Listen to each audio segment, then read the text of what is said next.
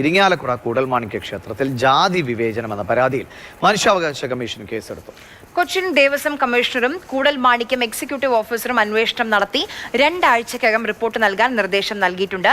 കഴകം ജോലികൾക്ക് നിയമിച്ച ഈഴവ സമുദായത്തിൽ ഉൾപ്പെട്ടയാളെ മാറ്റി നിർത്തിയെന്നാണ് ആരോപണം. ശ്യാം പ്രസാദ് ഉത്തമൻ വിവരങ്ങളുമായി ചേരുന്നുണ്ട്.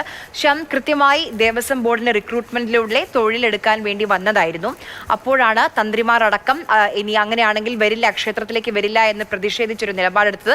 പിന്നീട് ഈ പറയുന്ന യുവാവിനെ മാറ്റി നിർത്തുന്നു. അപ്പോൾ അതുമായി ബന്ധപ്പെട്ട് വ്യാപകമായ പ്രതിഷേധം ഉയർന്നിരുന്നു. ശിവഗിരി മഠത്തിൽ നിന്നൊക്കെ പ്രതികരണം നമ്മൾ കേട്ടതാണ്.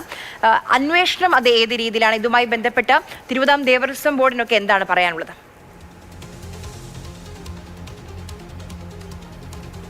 അതായത് ദേവസ്വം റിക്രൂട്ട്മെന്റ് ബോർഡ് പരീക്ഷ നടത്തി, ആ പരീക്ഷ പാസ്സായി കഴകം ജോലിയിൽ ഇക്കഴിഞ്ഞ ഫെബ്രുവരി 24-നാണ് തിരുവനന്തപുരം ആരനാട് സ്വദേശിയായ ബാലു പ്രവേശിക്കുന്നത്. അതിനുശേഷമാണ് പിന്നീട് ഈ വാര്യർ സമാജവും തന്ത്രി സമാജവും ഒക്കെ ചേർന്ന് ഇതിനെതിരെ ഒരു പ്രതിഷേധവും മറ്റുമൊക്കെ സംഘടിപ്പിക്കുകയും തുടർന്ന് ഈ ബാലുവിനെ ഈ ക്ഷേത്രത്തിലെ കഴകൻ തസ്തികയിൽ നിന്ന് മാറ്റി ഓഫീസ് തസ്തികയിലേക്ക് മാറ്റുന്നത്. അതിൽ ദേവസ്വം പറഞ്ഞിരുന്നത് ഓഫീസിന്റെ പുനഃക്രമീകരണത്തിന്റെ ഭാഗമായിട്ടാണ് ഇത്തരത്തിൽ മാറ്റുകയെന്നായിരുന്നു. പക്ഷേ ഇവർ വലിയ രീതിയിലുള്ള പ്രതിഷേധം ഈ വാര്യർ സമാജവും അതോടൊപ്പം തന്നെ തന്ത്രി സമാജവും നടത്തിയിരുന്നു.